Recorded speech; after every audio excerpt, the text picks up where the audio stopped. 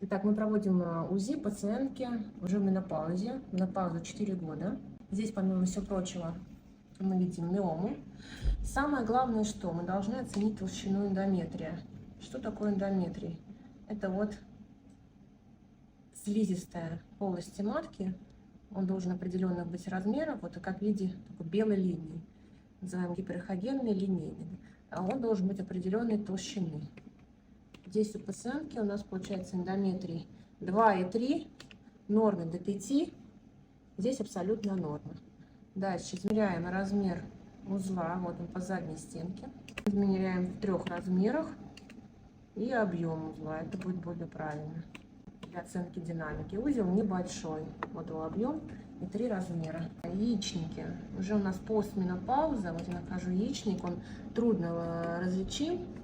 Типично для его расположения в месте в области яичниковой ямки.